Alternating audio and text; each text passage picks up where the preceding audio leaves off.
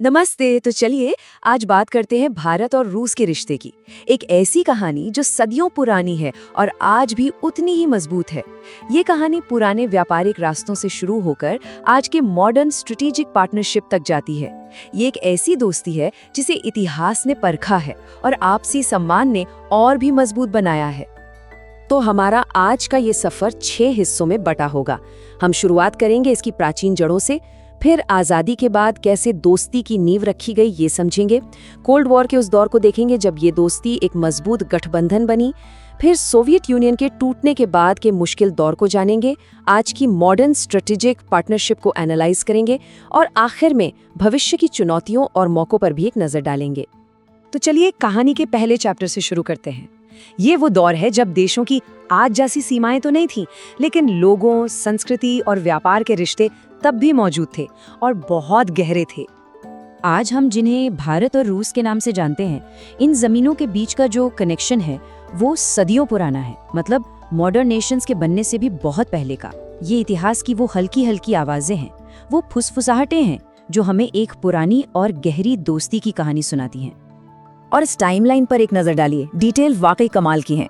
सोचिए, 4वीं सदी ईसा पूर्व में साइबेरिया की पाज़िरिक घाटी में भारतीय सामान मिलता है। ये दिखाता है कि हमारा ट्रेड कितना फैला हुआ था। फिर 1468 में एक रूसी व्यापारी अफनासी निकितिन 3 समंदर पार करके भारत पहुंचता है। उसकी लिखी किताब ने रूस में भारत को लेकर एक जबरदस्त क्यूरियोसिटी पैदा कर दी। 18वीं सदी आते आते भारतीय व्यापारी आस्ट्राखन जैसे शहरों में बस चुके थे और जेरसिम लेबेडेव ने तो कोलकाता में एक रशियन थिएटर की नींव तक रख दी थी। लेकिन बात सिर्फ ट्रेड तक ही सीमित नहीं थी, एक गहरा कल्चरल कनेक्शन भी बन रहा था।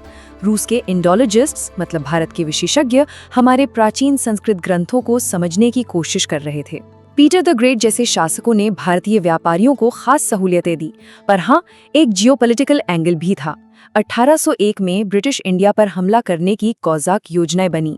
ये कामयाब तो नहीं हुई, पर ये दिखाती हैं कि उस दौर के ग्रेट गेम में, यानी ब्रिटिश और रूसी साम्राज्यों की होड़ में भी भारत कितना इम्पोर्टेंट था। मतलब साम्राज्य अपने खेल खेल रहे थे, लेकिन लोगों के बीच का रिश्ता तो मजबूत होता ही जा रहा था।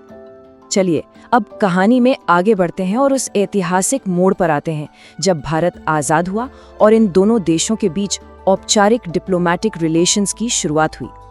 13 अप्रैल 1947। सोचिए, भारत की आज़ादी का औपचारिक ऐलान होने में अभी कुछ महीने बाकी थे और उससे पहले ही भारत और सोवियत यूनियन ने डिप्लोमेटिक रिश्ते कायम कर लिए थे।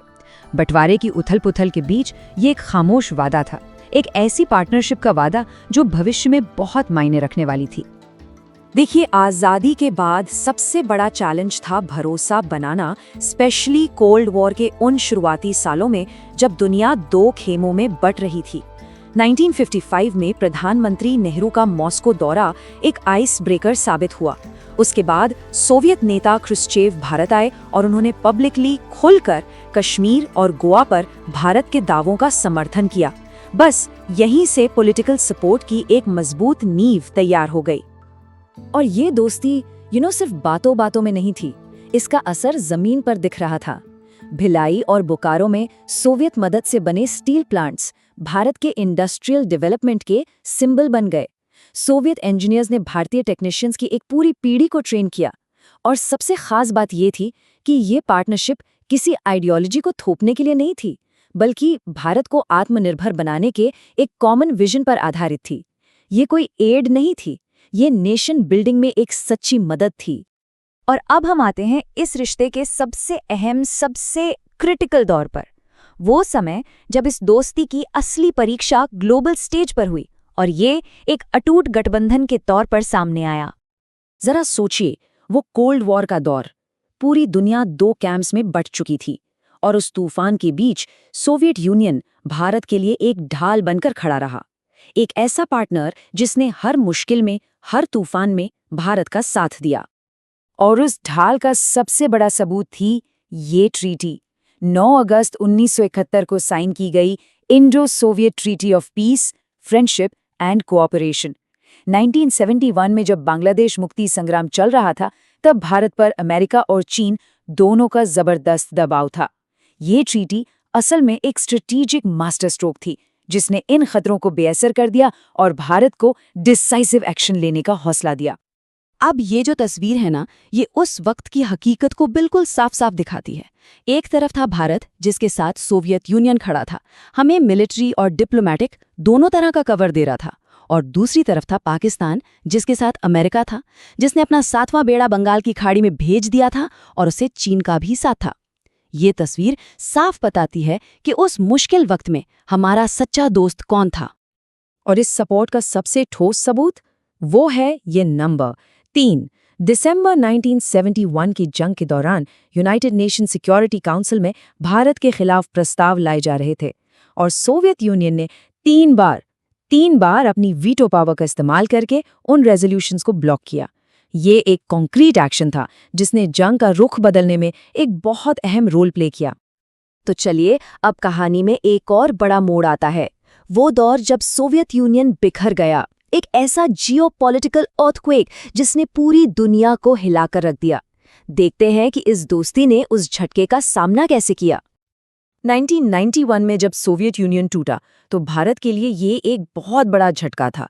मतलब रातों रात हमारा सबसे बड़ा स्ट्रेटेजिक पार्टनर और डिफेंस सप्लायर एक गहरे संकट में था। रूपी रूबल ट्रेड अरेंजमेंट खत्म हो गया, मिलिट्री स्पेयर पार्ट्स की सप्लाई रुक गई। ये एक असली क्राइसिस था, लेकिन इसके बावजूद दोनों देशों की लीडरशिप ने इस रिश्ते को टूटने नहीं दिया। 1993 में एक नई ट्रीटी साइन हुई जिसने ऐतिहासिक संबंधों को फिर से मजबूती दी। और सबसे जरूरी बात, रूस ने अपनी तमाम मुश्किलों के बावजूद पुराने सोवियत एरा डिफेंस कॉन्ट्रैक्ट्स को पूरा किया। ये इस रिश्ते की मजबूती का सबसे बड़ा टेस्ट था। और उस मजबूती का नतीजा ये है कि आज भी मिलिट्री हार्डवेयर में इतना डाइवर्सिफिकेशन करने के बाद भी भारत के 60 से 70% रक्षा उपकरण रशियन ओरिजिन के ही हैं। ये आंकड़ा दिखाता है कि इतने सालों बाद भी हमारी निर्भरता कितनी गहरी और स्थायी है। तो अब आते हैं 21वीं सदी में और देखते हैं कि यह रिश्ता कैसे एक मॉडर्न स्ट्रेटेजिक पार्टनरशिप में बदल गया। अब देखिए, स्ट्रेटेजिक पार्टनरशिप का मतलब सिर्फ डिफेंस डील्स नहीं होता। इसका मतलब है टेक्नोलॉजी को development, energy security, space exploration और ग्लोबल इश्यूज पर एक जैसी सोच रखना। ये चार्ट कहानी को और भी साफ कर देता है। भारत के डिफेंस सेक्टर में रूस का दबदबा आज भी कायम है। करीब 65% डिफेंस इंपोर्ट्स रूस से होते हैं, जो किसी भी दूसरे देश से कहीं ज्यादा है। ये सिर्फ आंकड़े नहीं हैं, ये दशकों के भरोसे और साझेदारी की कहानी कहते हैं। और देखिए, अब ये रिश्ता सिर्फ खरीदने बेचने वाला नहीं रहा। अब बात है साथ मिलकर बनाने की, को डेवलपमेंट की। ब्रह्मोस दुनिया की सबसे तेज सुपरसोनिक क्रूज मिसाइल इसका सबसे बेहतरीन उदाहरण है, जिसे अब हम एक्सपोर्ट भी कर रहे हैं। S-400 एयर डिफेंस सिस्टम हमारे आसमान के लिए गेम चेंजर है। और Kudankulam nuclear power plant clean energy में हमारे कॉपरेशन का एक चमकता हुआ सिंबल है। अब जरा इस ग्राफ पर एक नजर डालिए। ये जो उछाल आप देख रहे हैं ना, ये जबरदस्त है।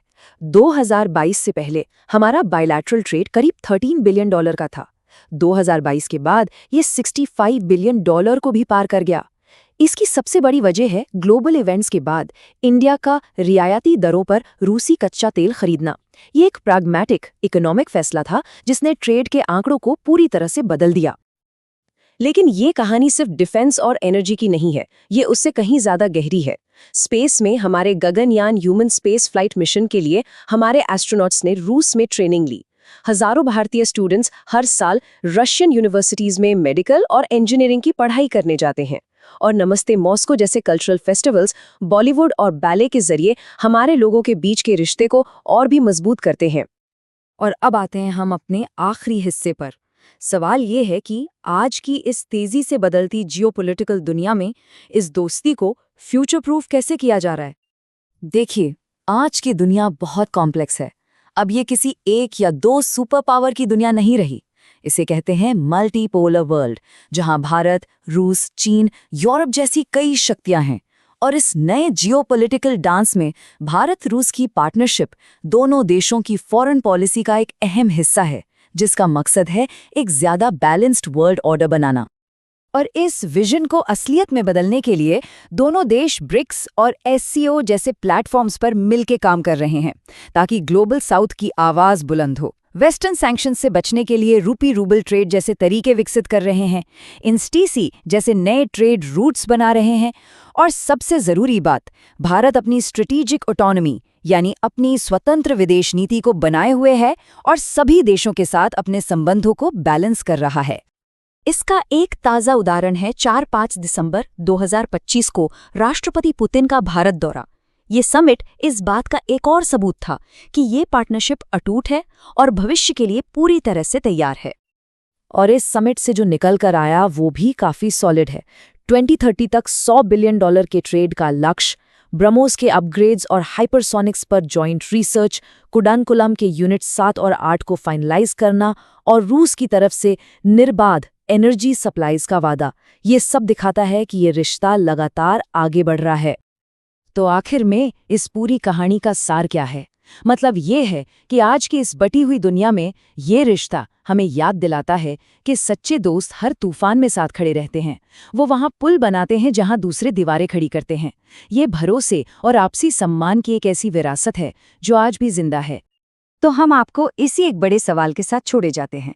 इस लगातार बदलती दुनिया में जहां अलायंसेस हर दिन बनते और बिगड़ते हैं, क्या ये ऐतिहासिक दोस्ती अगली सदी की चुनौतियों के लिए खुद को ढाल पाएगी? इसका भविष्य क्या होगा? ये सोचने वाली बात है।